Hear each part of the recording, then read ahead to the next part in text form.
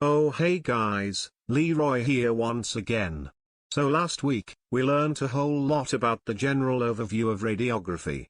This week, we will be delving much into diagnostic radiography. Follow me to the end and I promise you much in-depth knowledge about diagnostic radiography.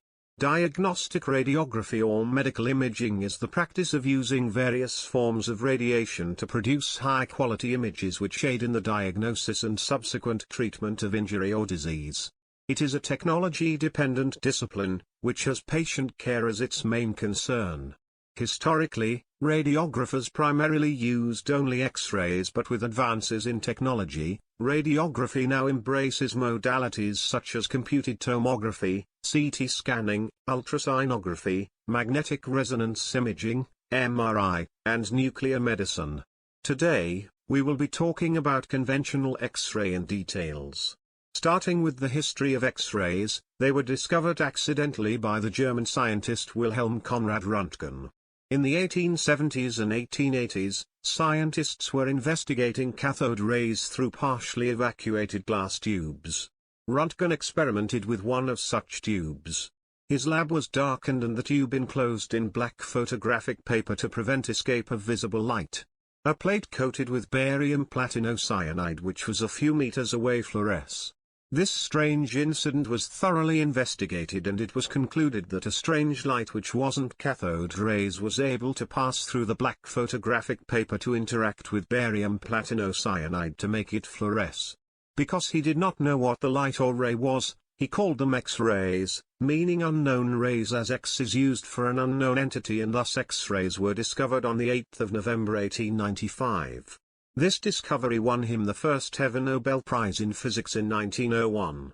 Through further experimentation, he found that the mysterious light would pass through most substances but leaves shadows of solid objects on a photographic paper.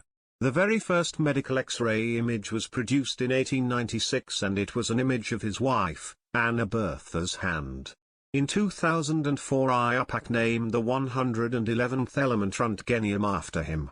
Since then the composition of the X-ray machine has been modified quite a bit, but the overall basic components remain the same. The X-ray machine consists of an outer metal casing that surrounds the X-ray tube.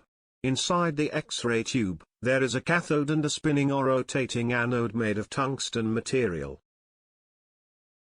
What happens in the X-ray tube is that high-energy electrons are fired from the cathode through thermionic emission and are aimed at the rotating anode.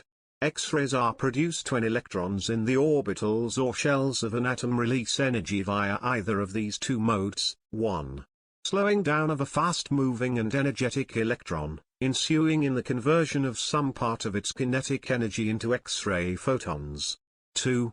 Movement of an electron between two inner shells of an atom so that the difference in the shell binding energies are released as an X-ray photon. Either of these can occur when the electron hit the tungsten target in the X-ray tube. These photons are then directed as a beam through the windows of the machine and towards an object. The rays pass through the object and afterwards hit a detector or cassette that is positioned on the other side of the object which is being X-rayed. The images that we get from X-rays occurs as a result of X-ray beams passing through an object and hitting a detector. These days, most detectors are digital detectors, which allows the images to be seen as digital images on computers and thus easily managed and stored. The images can also be printed on a film. The ability of X-rays, which allows us to see different anatomical structures, comes from the fact that X-ray beams are attenuated by the object through which they travel in different amounts by different tissues. Ranging from bones to organs to skin tissues to fluids and air spaces within the body, and thus have different formats of representation on the X-ray film, based on the attenuation principles. Attenuation simply means a reduction in the energy of the X-ray by either absorption or scattering by the tissue or structure, and thus fewer photons go out to meet the detector. If more of the X-ray beam is able to penetrate through the body tissues and reach the detector, it creates a dark appearance on the film. So for example, spaces that contain a lot of air such as the lungs will have a relatively darker appearance in the film because of the lack of attenuation of the photon beams. On the other hand, the more attenuation, the fewer beams go on to reach the receptor and hence appears as a bright image on the radiograph. So it's the different tissue densities and the different levels of attenuation that allows us to clearly identify different anatomical structures and the pathologies that are associated with them in the case of diagnosis. The fact that some of these radiations get absorbed by the patient is not a very good thing. However, the amount of radiations used for the examination is only very small and nowhere near enough to cause significant damage to our patients. As mentioned earlier, the higher the densities of the tissue, the more they can absorb or scatter more X-ray photons, and thus will create a white appearance on the X-ray image compared to those of lower densities that are going to appear much darker. This means that we have consistent grayscale appearances of different tissues from black to white, because of the differences in their levels of attenuation. From low attenuation, black, to high attenuation, white. Taking a normal chest X-ray, we can see this demonstrated clearly. Air-filled spaces will represent low attenuations and hence would appear black. Then we have fatty tissues which will appear as dark gray. Then a slightly lighter shade of gray appearance for muscle tissues. Bone, which is a highly dense tissue, has higher attenuation and hence appears white, and metal is bright white and stands out like a beacon. An example is a cardiac pacemaker on a radiograph. Conventional radiography is the most readily available imaging method. Conventional X-ray plays a significant role in medical diagnosis, especially for the accident and emergency units. Typically, it is the first imaging method indicated to evaluate the extremities, chest, and sometimes the spine and abdomen.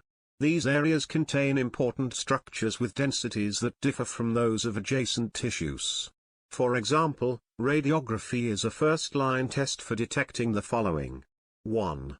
Fractures, whereby white bone is well seen because it is adjacent to gray soft tissues. 2. Pneumonia, in which an inflammatory exudate that fills the lungs is well seen because it contrasts with adjacent, more radiolucent air spaces. 3. Intestinal obstruction, where dilated, air-filled loops of the intestines are well seen amidst the surrounding soft tissue. Another aspect of conventional radiography is mammography, which is the process of using low-energy X-rays to examine the human breast for diagnosis and screening. The goal of mammography is the early detection of breast cancer, typically through detection of characteristic masses or microcalcifications. Thank you very much for joining in today's session. Hope to see you next week as we elaborate more on the other modalities of diagnostic radiography. Feel free to contact us via any of our social media platforms shown on the board, and don't forget to follow us or subscribe to our YouTube channel. Stay safe.